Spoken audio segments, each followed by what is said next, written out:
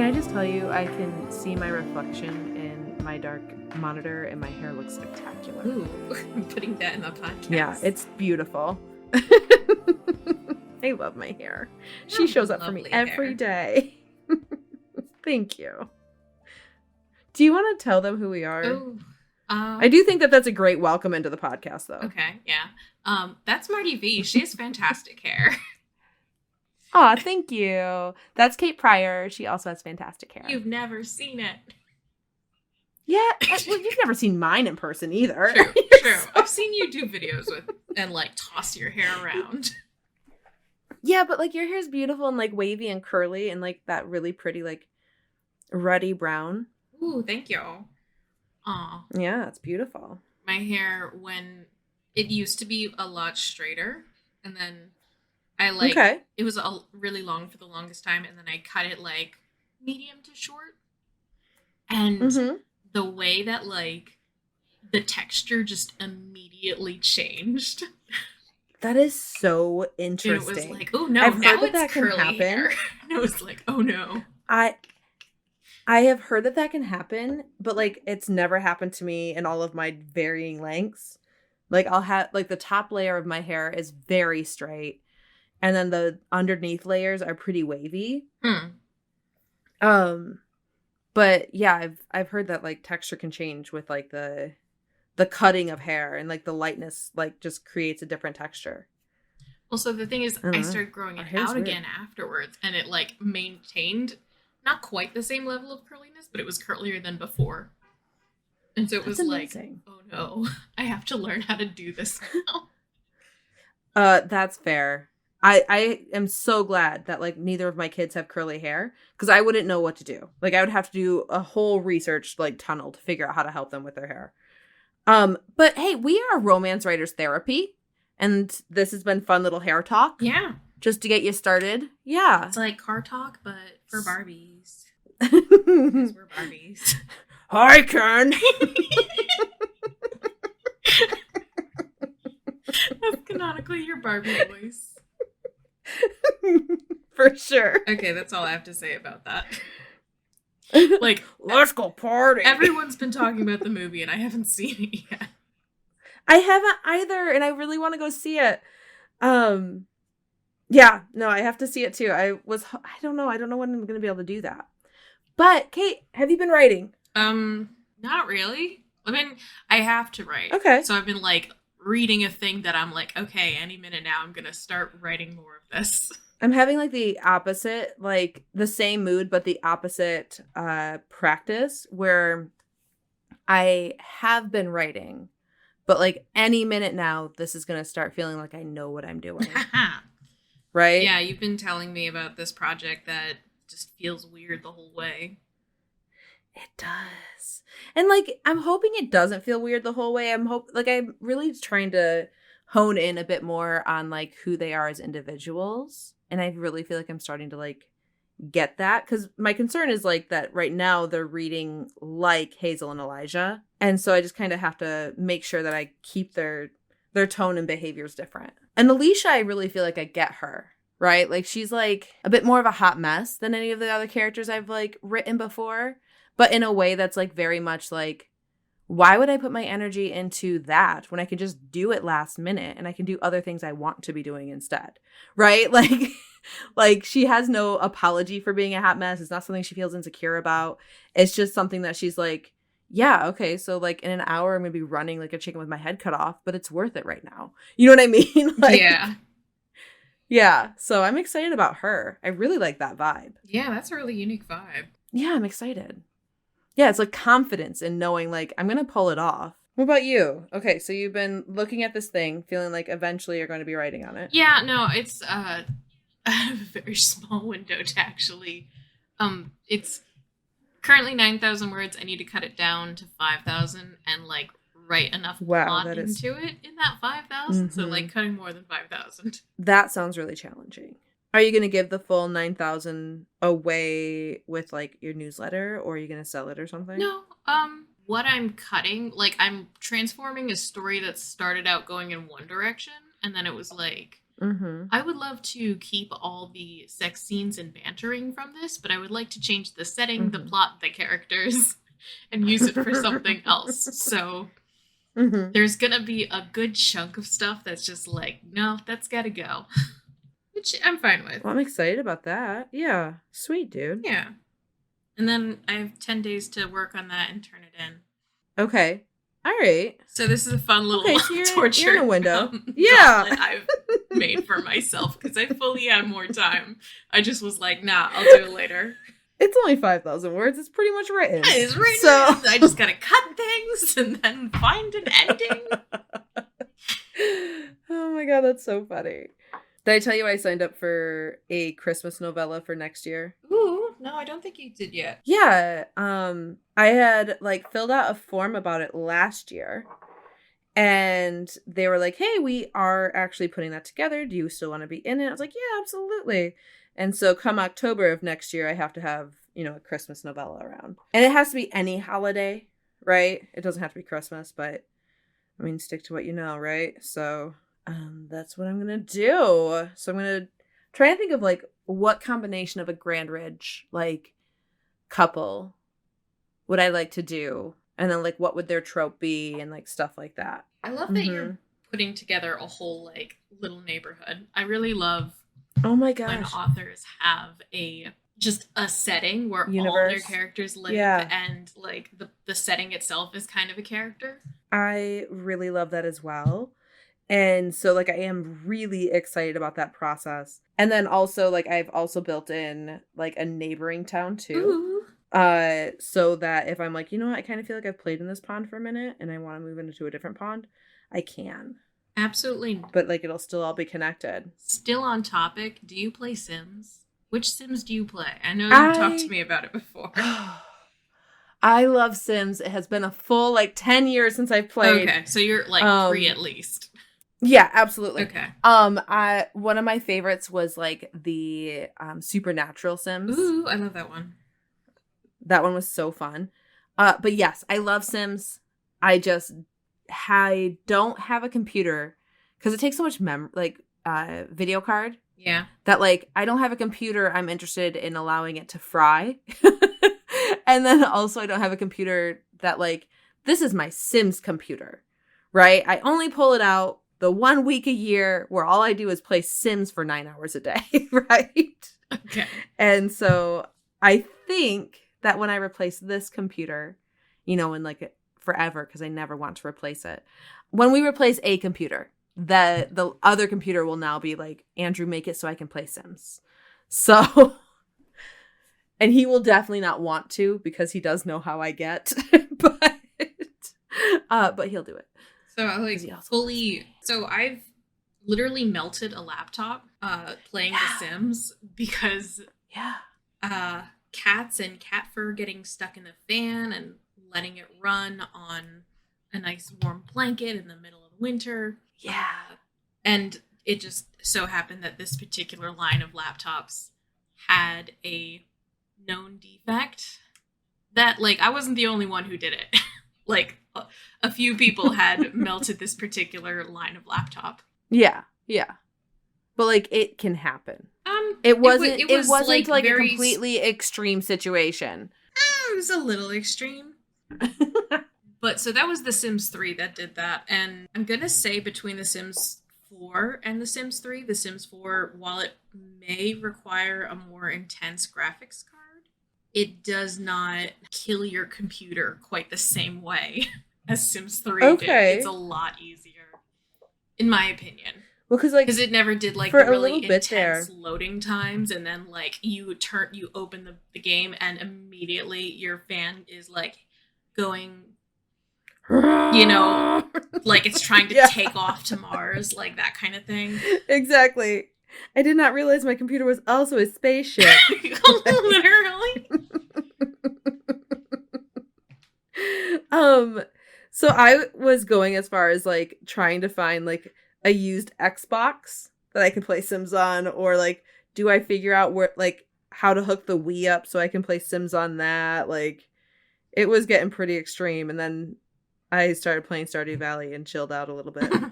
So Yeah, they say. Well, so okay. The reason I asked you was like because it very much reminded me of like when you build a Sims like the worlds that you can like completely remodel in Sims and you know just like delete all the lots, rebuild all the lots, put all new families in, and then be like, okay, I have never done anything like that. Oh no, I would do that. No, and then like go from like one world to the next and be like, all right, that sounds like fun.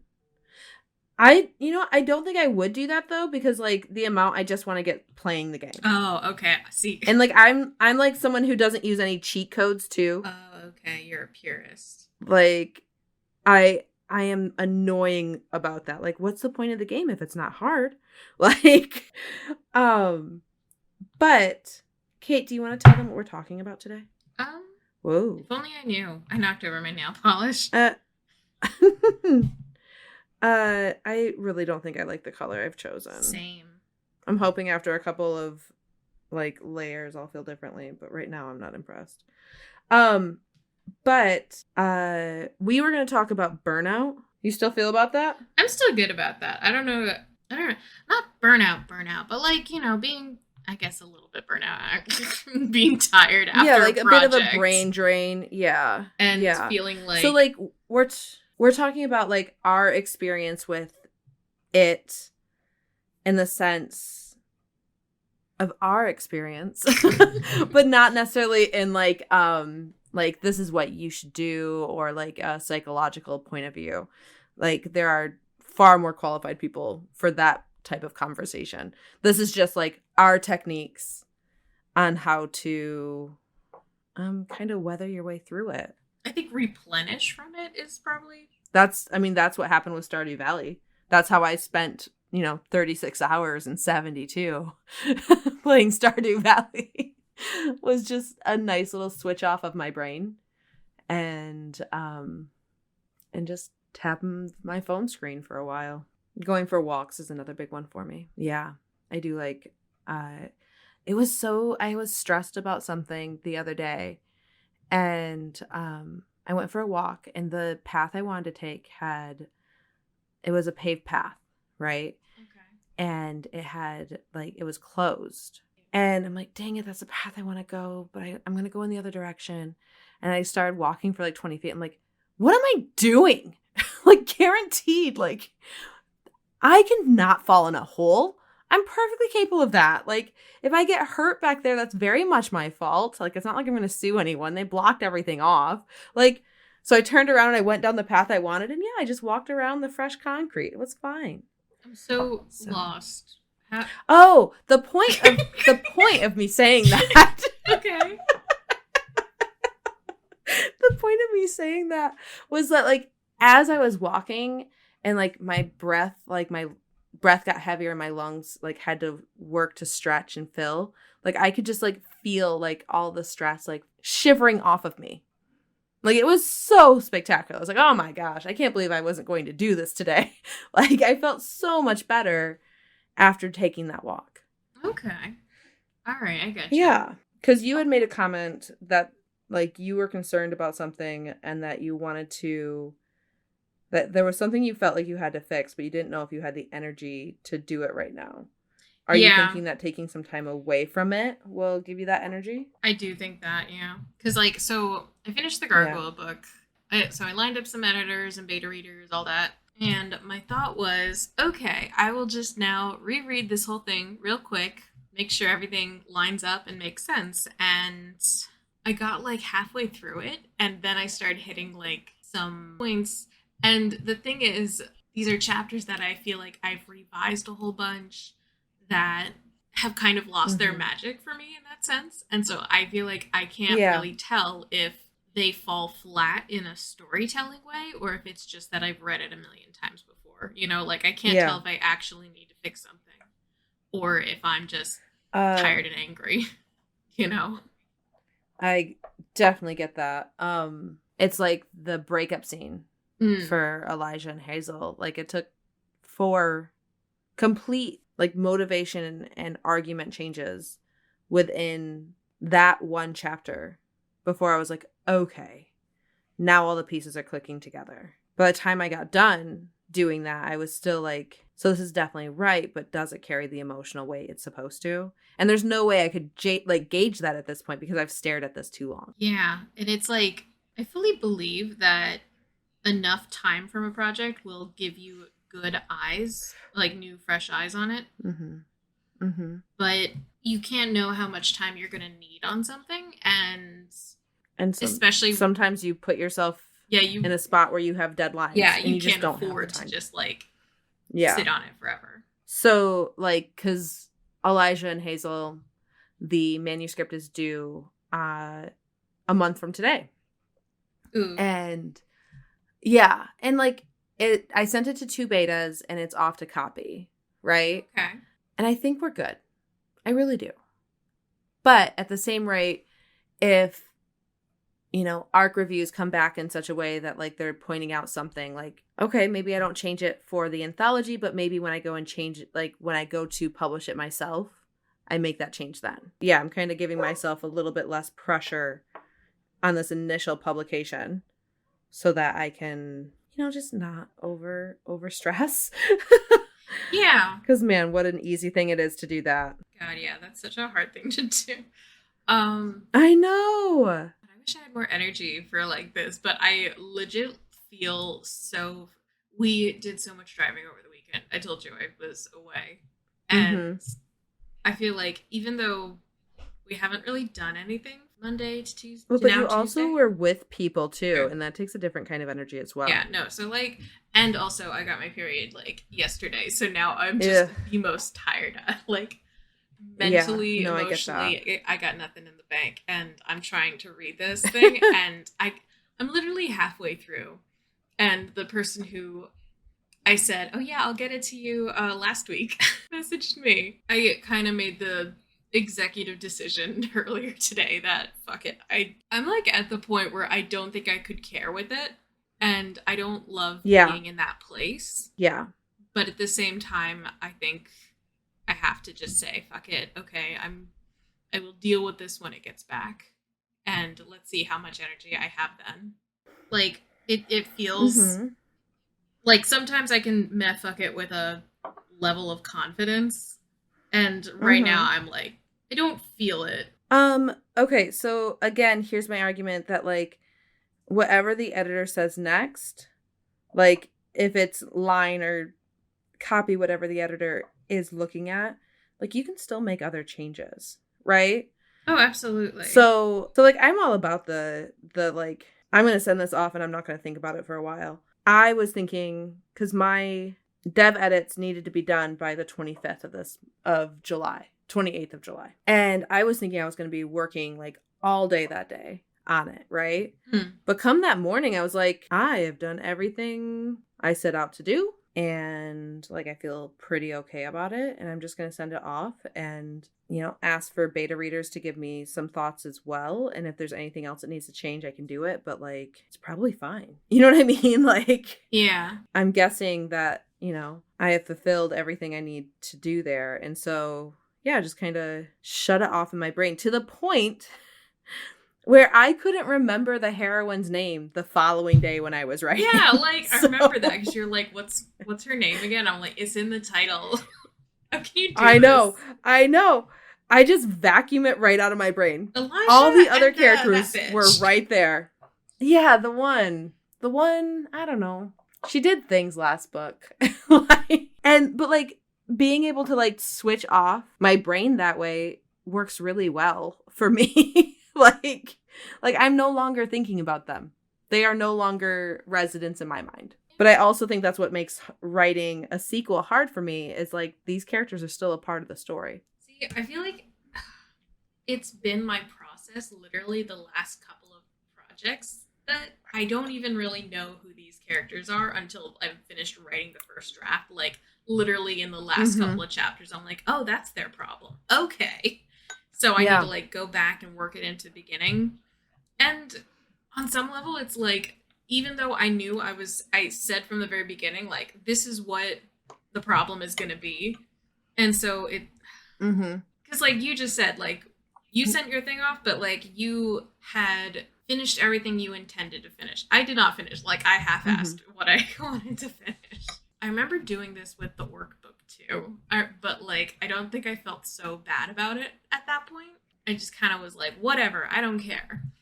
Because... Well, you also had a different kind of attention on you at that, before publishing that book too. Yeah, like, there was no expectation on it. And yeah, the success of that book has now created more pressure for this one. Exactly. Yeah, I think that's a completely, like, healthy response to success. You know, it sucks, but I think it's totally normal. Yeah. Maybe not a healthy response, but a normal response, right?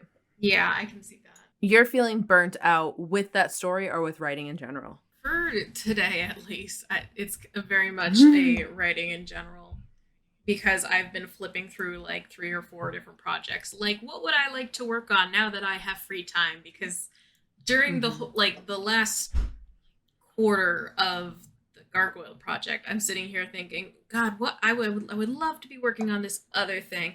Oh my God, I would love to like sit down and focus on this and have so much creative energy to do this thing. But no, I'm going to work on this first and then I'm going to go do that. And now it's like, oh, I don't know what I want to do. I have spent the creative energy. Yeah.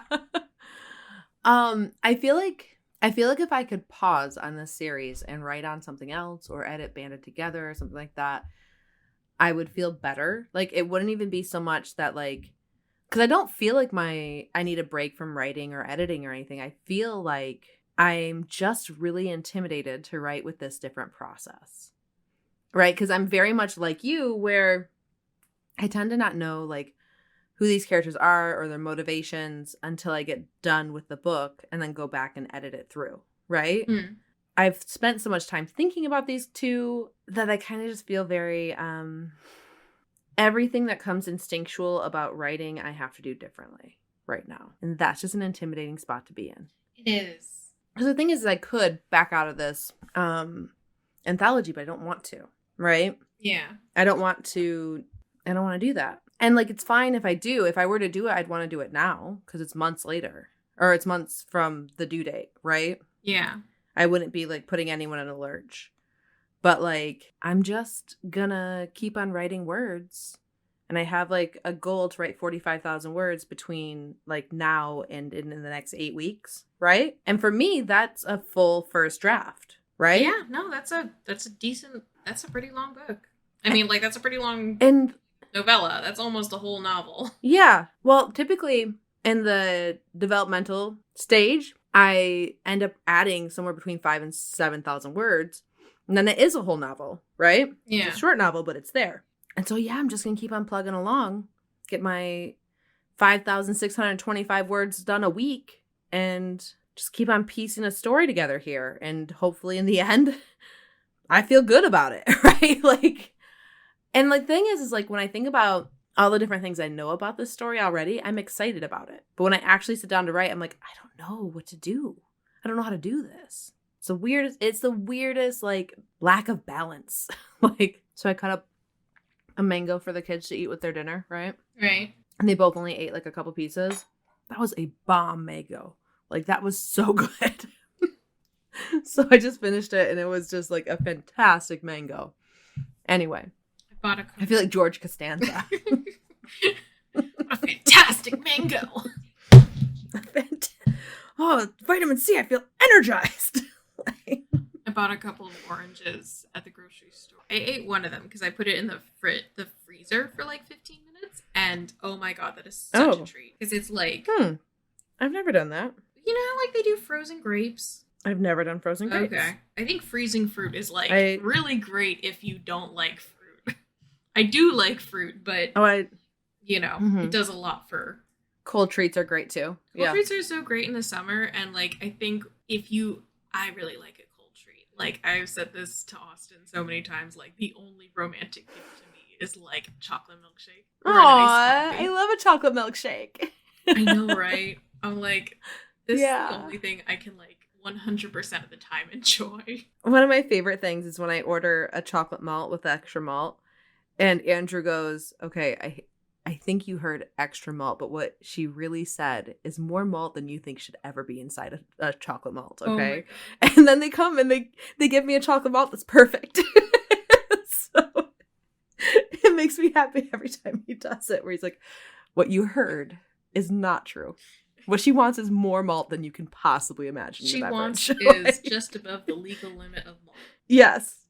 An offensive amount of malt. That's what she wants. So Burnout is a thing. Burnout's a thing. We're all struggling with it. Ooh. Because like it's not just the writing aspect that like creates burnout. It's also the marketing. It's the shouting into the void, hoping someone hears you, like while also doing your full-time job, while also, you know, maintaining all the other responsibilities you have in your life.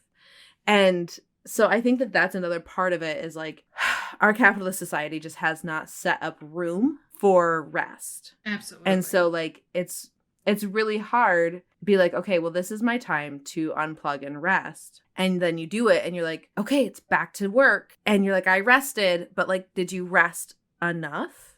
Right? Yeah. So like I knew I was writing with a friend at a cafe today.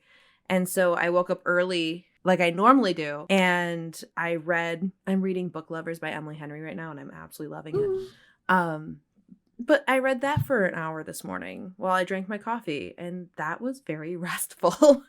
Also, reading Emily Henry, like reading her right now, I'm feeling very much like I want to write down all of her plot points on like sticky notes and move them around. Really see like chapter for chapter where these plot points show up and like how she's carrying them through.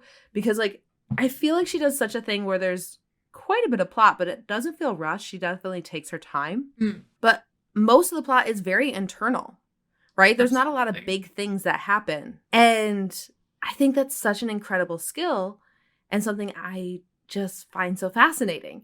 So like, it's definitely like reading this right now is like tickling my creativity, and it's making me more like, ooh, where can I luxuriate a bit? Where can I like give myself a pass not to be like on the most fast track I possibly can be? And that's been really fun. Sorry, I wish I had something like meaningful to contribute. That sounds cool.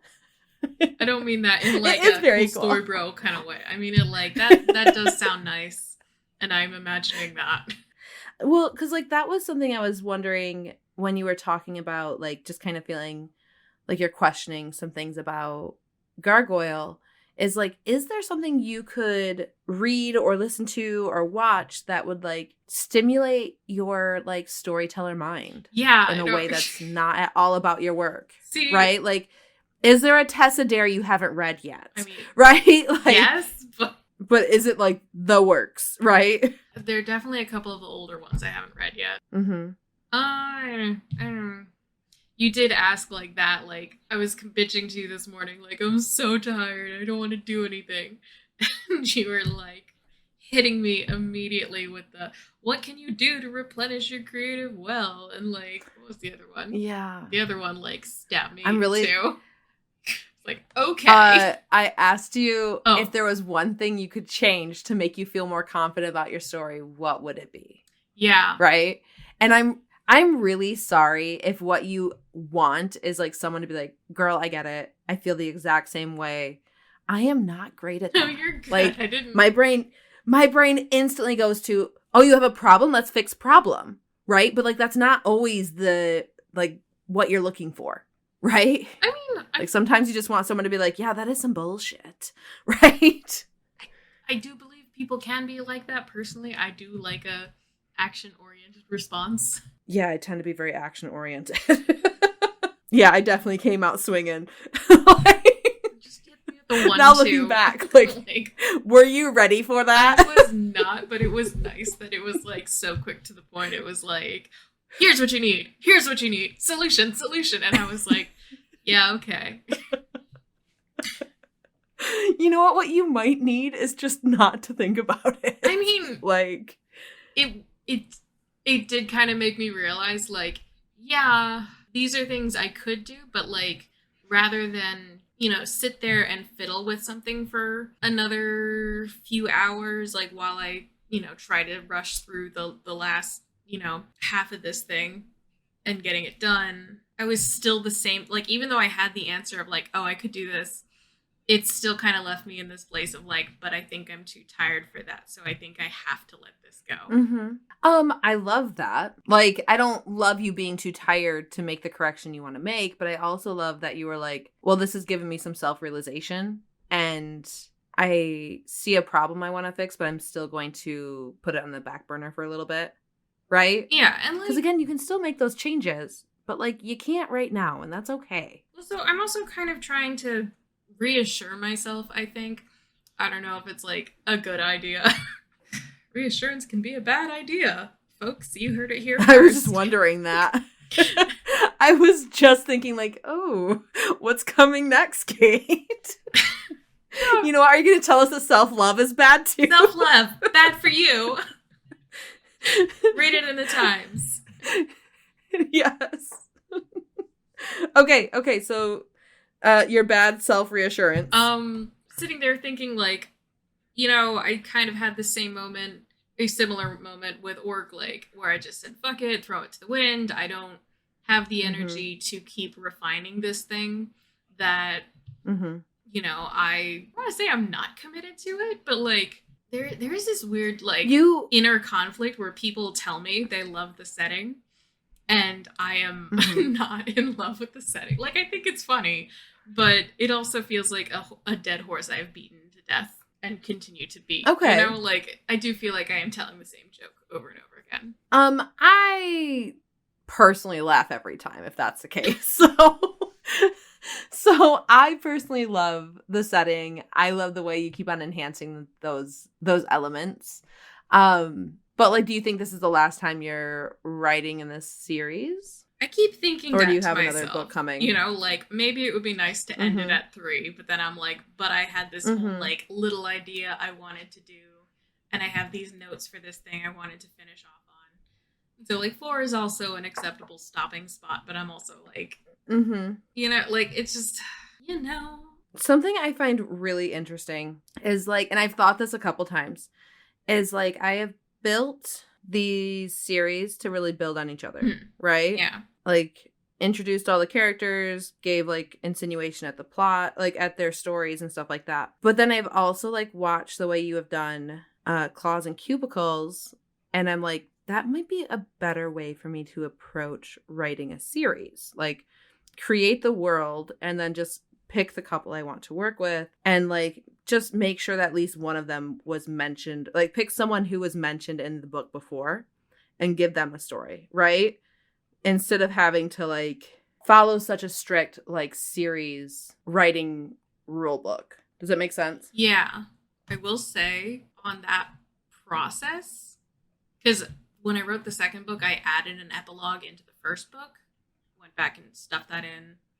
And then I wrote an epilogue, or say, because it moves from one heroine to the next heroine, I wrote an epilogue that was from the next book's heroine's point of view, and, like, just a little chapter to introduce her and get people excited for her book. Okay. And I was like, this makes sense to do because there will be a third book, and I'm going to, like, write this for her now, even though I didn't know who she was or what she wanted.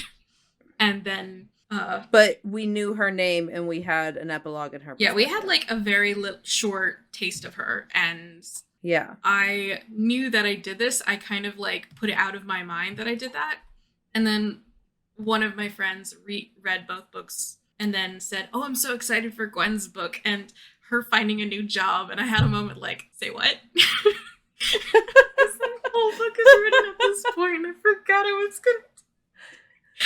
So I'm sitting here like, how fix? Oh. Best expectation I've set. How do I just go back in and rewrite the epilogue and, like, take that part out? I'm sitting here like I could gaslight my readers and pretend it's not there. I could change it. Be like, I thought Gwen was... No, okay. Oh, I don't know why you think that. I don't know a single reason why you would think that. Huh. If you were writing fan fiction.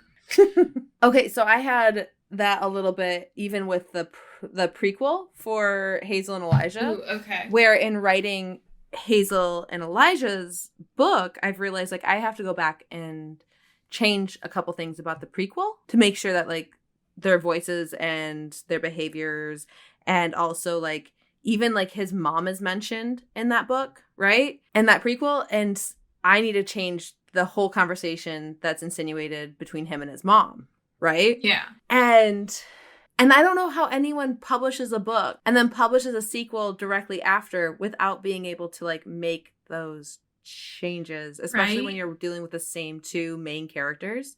Right. How do y'all do that? You change so much. How do you do that? Your draft, and then you're like, all right, completely different person now from how she started. But like, oh my God. Yeah, no, I think that's the kind of thing you maybe need to have prepared ahead of time so that. Well, and like, I feel like if I were to, because like, obviously I just have to change the prequel, and it was only given away as a newsletter builder. So before I do it, like, establish it as my magnet, I'll just go through and do a read through and a real quick change on it, right? Mm-hmm. I feel like that is the message to me of like, okay, if I'm going to do something that I really follow through, like from character to character to character, then I really need to have all of the books written so I can rework them before starting to publish them, right? So it's just and like before hitting publish, I would prepare beforehand. Yes, yeah. Like I can't imagine. But like I'm also keeping. Like, 4 books. It would be challenging, but I'm also thinking about that with Love and Embezzlement. That will probably be the process I go through for the next 3 books, and like just not anticipate publishing those until 3 or 4 years from now, and just sit on them until they're done, and then I'd probably rework Truth or Dare at the same time and do a republish, and then just I'd probably fast release all of them at that point. Anyway, that sounds like a lot of work, and I'm not worrying about it right now. All right, you know that now. But like I will probably just finish Never Has She Ever and then write something else, and then just keep on going back to it little bit by little bit and let that be the way I work it. That sounds like a plan. I think that's a good idea. And I think so. I want to say, like, I feel like a level of perfectionism contributes to burnout in like this. Am I just completely off topic? Did I just? No, I think that makes a lot of sense. And like for me personally, it's perfectionism paired with self-imposed deadlines. Yes. So like that's another reason why this process would work for me, is because it already like states in the process like, hey, just bring it down now, y'all. Right? Like, yeah, no, but I'm thinking yourself. I'm sorry. I'm like still kind of oh, you're okay. Emotionally wrapped up in like the whole letting go process. I just keep coming back to it. Tell me if I've like been to one note. I mean, I don't know. Tell me what's going on. Like, I don't know. I'm just thinking like when I work on like a drawing and like I'm specifically for things that don't have deadlines that I, make for myself or just make, for the hell of it. Like when you really enjoy, like, I don't know, you're working on something, you think it's beautiful, you think it's the best thing you've ever made, and you just keep refining the details, and then you just kind of like can't stop working on it because there's this joy in working on it that you kind of don't want to end. Okay. A piece of like a singular illustration like that, it's a very finite feeling, and like I think it's such a small canvas, so to speak. I mean, you can have a big canvas. I never do though. And I don't know, like a book is like so many more times intense to me than an illustration. So the joy has gone out of it, but you need to keep working on. Oh God, I'm chasing my tail. Okay. So you made a comment that like in this illustration, it feels like the best thing you've ever done, right? Yeah. Do you feel like you feel that way when you get done writing a story? No, I think I felt that way when I finish a chapter. And, I think, because like I didn't like the finished product of Orc when I finished with it. And then, everyone who told me they loved it completely changed my mind on like how good it is. Yeah. And I'm hoping it's a similar situation for this book, that I'm just being too hard on it, and that all these things that I feel are glaring flaws that I need to fix are things people aren't even going to notice are there, When I finished Just Fake Married and like the edits were done and everything, I definitely felt like this is the best thing I've ever done. Yeah. Right? It didn't feel perfect, and I didn't feel confident but it did feel like the best thing I'd ever done. And now asking myself that question about Hazel and Elijah, shoot, I felt that way about their prequel too. Their prequel, like I got done and like I did feel very confident in it. Right? Yeah. Like, but I also like just dismissed how good that feeling was because like, well, this is only 12,000 words and it's really easy to carry 12,000 words. Right? So like, it's almost like I cut my celebration in half there. Yeah. Like, wow, this is the best thing I've ever done. I feel really good about this. But like, then qualified that good feeling. And I find that really destructive. But I do that. So like, note to self, really focus on that. Try to not do that. But then with their book, something I loved about Just Fake Married was the way that Emmeline and Owen talked about each other, like the way they thought about each other. And I don't feel like I have all of that like very romantic prose written into Hazel and Elijah. But at the same rate, like there are other aspects of their story that I'm like, I did that way better than I've ever done anything else. Right? So it's like, I think as far as storytelling goes, this was much more successful than anything else I've written before it. Like my ability to like carry the tension in the plot, to not race quite so hard to the end. Like there's quite a bit about it that's like, yeah, this is, to date, this is probably the best thing I've ever done. And again, where's the confidence on it, girl? Like, yeah. Like you deserve to feel good about that. This is a very interesting episode. It is. I feel like there's a lot more we could say about, because I'm thinking now about like actors who like peak young and then like everything they do afterwards is like a weird reference to like the thing that they did that they're known for, but they can't really make anything after that. And Shyamalan is like the first person I think about in that regard. Yeah. Yeah, because like he, I think he was still finishing his film degree when he made Sixth Sense. Right? Interesting. If he wasn't finishing his film degree, it had been bought while he was still in film school, and then he started production directly after after graduating. Like it was so close, so close. Very young man. Yeah, and then this incredible film that is, I mean, my God, it is honestly like I have to go back and watch it again. Now that I have like so much more understanding of like what I'm looking at. And I've rewatched it many a time, but like I'm just getting more capable of like seeing the tools people are using. Right. So I feel like that'd be a good one to go back and rewatch. But then, yeah, the next things he did, like everyone's like, oh, and here's the twist in the end. Right. Like they started like deciding he had this note and like he wasn't making bad films. He had already created this incredible peak with Sixth Sense at the very beginning of his career. I think since then, like as he gets further and further from that and further from like so many blockbusters, like I think he's getting an opportunity to not be held up against Sixth Sense quite so hard. And people are able to accept the work in front of them and not compare it to that. But you were going to make a point about peaking. I am sorry. You were going to make a point about peaking young. No, like, my thought was more actually about the kind of a spin-off thought from what you were saying, that you said he was making it when he was in film school, and that kind of triggered a little memory of when I was in film school, and one of the first classes of, like, when we were learning how to use the camera, we were, like, renting out from the school. We saw, I think it was Scorsese's, a student film of Scorsese. And so it's like under from, like, a minute. 50s. And it's still like brilliant. And everyone was like utterly awed by it. And because that's very cool. And the thing is like I think it was, this has 3 shots in it and it tells an entire story. And it's like a guy shaving and there's no words, and then like he cuts himself and God, I don't remember how it ends. He dies, he goes down the drain or something. It's so, poignant and you can read into it, but it's also like so simple and absurd and like that kind of thing. And we're all still kind of like jotting down shot composition notes and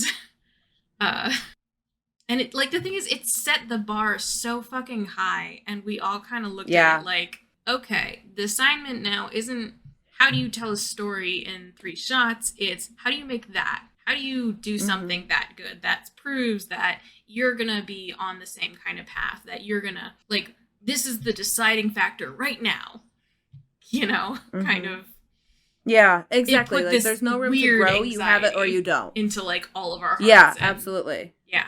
Yeah, exactly. Like, there's no room for growth. You have to have it or you don't, sort of thing, right? Yeah. As opposed to, like, yes, this is a form of storytelling that came to him innately, but here are the tools to learn what he's done, right? Yeah. It became, like, have it innately or you're not special. Yeah. It became succeed now or don't be worth it, and it was, yeah. I didn't think of it at the time, but, like, now I'm thinking about it, like, God, I wish they hadn't shown us that. I wish they hadn't, because, like, I get it. You want to show people, kids, the best of the best, and then be like, this is the greatest, like, look how great this is, and look how you can do something like this, but then it doesn't always inspire that feeling. It's, like, intended to inspire inspiration. Yeah. But, like, what it actually can do is just make you see doubt, right? Yeah. But I also think that that's something that, like, your ability to see something incredible and backtrack it to, like, okay, well, how do I do this? Right? Is something that comes with, like, maturity and confidence. But I also think that that's not something that a lot of 18-year-olds are capable of doing. No, absolutely not. Without internalizing a ton of things. Right? Like, no, that's kind of where I want to leave it. I don't know, because, like, just as I get older, the more... No, and it's this idea that, like, you need to be succeeding now. Exactly. And I feel like the reason I didn't do so many things was because, like, this fear of, like, I'm good at this, but what if I'm not really good at this and everyone else is better at this than I am? And, like, all of that, instead of just, like, just proceeding with some confidence. Like, just knowing that, like, someone else can be better at something doesn't mean I'm not good at it. That has been something I have worked through quite a bit in my life and still, like anything else, you're still working on it. I feel like I had another thought. Okay. Yes! All right, we landed. I'm so glad. Okay. Okay, you were talking about, like, this minute-long, like, short story that, like, was 3 shots and gave this fantastic, like, a solid story. Okay. So Andrew and I just recently watched American Hustle for the first time, like, 2 weeks ago, right? And it's weird because, like, it was something that we wanted to watch when it came out, but we didn't, and I don't really know why. Okay. But something that is truly incredible about that movie is, like, in the first 5 minutes, they established Christian Bale's character so perfectly, that in the first 5 minutes, including the title sequence, so, like, really in, like, the first 3 minutes, we see him, like, they take the time to show us how he does this elaborate comb over, right? Mm-hmm. Like, that's how the movie starts. It's him doing this elaborate comb over with his hair. And then 2 minutes later, he and Bradley Cooper are arguing. He says something like, you just want to piss me off. And Bradley Cooper's like, nah, man, if I want to piss you off, I just do this. And he swipes his hand across Christian Bale's elaborate comb over. Yeah. Yes. And completely ruins it.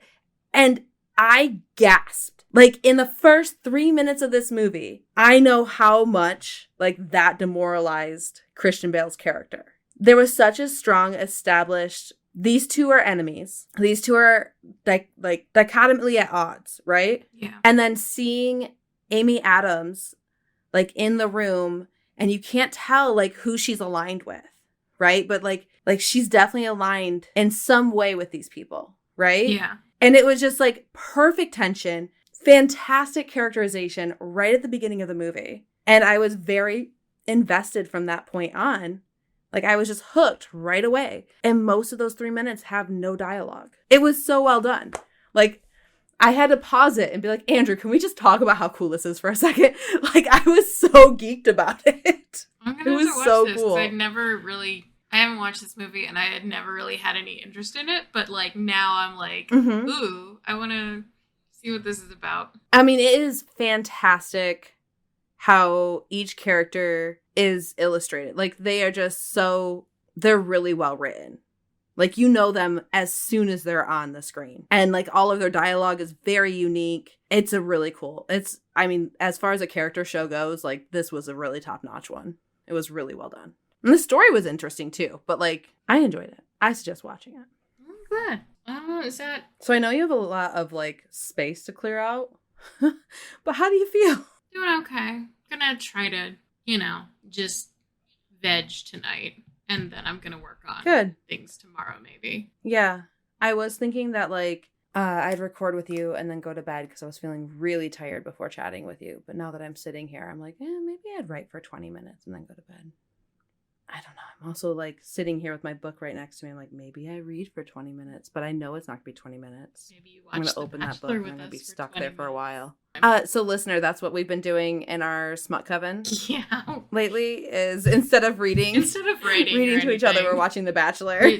Yeah, because the thing is, Rebecca and I will watch The Bachelor every week. Whether, like, if no one else shows up, it's like, okay, we're just going to watch a movie. And then, like, there were a couple of weeks where we were just watching a lot of The Bachelor, and then, like, people started showing up the next week, and we were like, oh, I'm sorry, this isn't writing club anymore. This is Bachelor Club. We're going to need to watch The Bachelor right now, so... But, like, I know that a lot of times, like, if I'm there, all of a sudden it's like, okay, fine, we'll be the writers today. Right? I do. I know. And I don't mean to. You guys can watch The Bachelor. I'll do other things.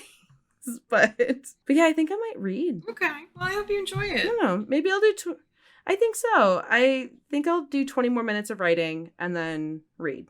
All right. Well, listen. I don't know, Kate. Do you have anything else you want to talk to? No.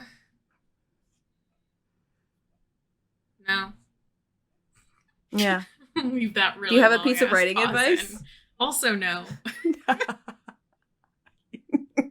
Watch The Bachelor. That's your piece of writing advice. Watch The Bachelor sometimes. There's some real crazy people. There's some weird people. And, like, no one's here for the right reasons. No one's here for the right reasons. That's so funny.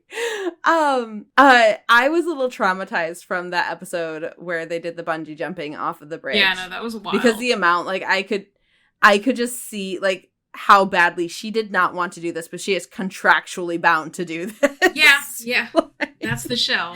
That was pretty fucked up. The show is really fucked up when you, like, sit down and go, huh, okay. Like, it seems that's like unhealthy. Everyone treats everything that happens in the show like it's really normal, and it's like, actually, no one here is acting like a human being. That was also kind of the way Perfect Match on Netflix was like too. Oh, really? Where and let me tell you, I ate that up. I really enjoyed it. But like it was clear, like, y'all are sleep deprived and hungry and drunk right now. like the drama is because none of you are in your right minds. With the exception of Inej, because she was amazing. But listener, my piece of writing advice is like, do something that gets you geeked up about stories, right? Like if you watch a movie and you're like, wow, I really love how they did that. And like pause and think about it and like tell someone you like to talk to about these things, about like what you saw and what got you excited, and just be a geek. Enjoy it. And that's my piece of writing advice. Kate, where can listener find you?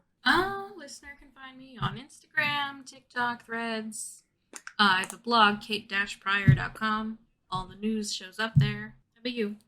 You can find me at Marty the Author on TikTok and Instagram.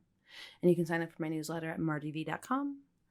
And pretty soon I'll be giving the prequel to Elijah and Hazel as my reader magnet. So you can download that. And yeah, fun stuff. This isn't going to be out by then.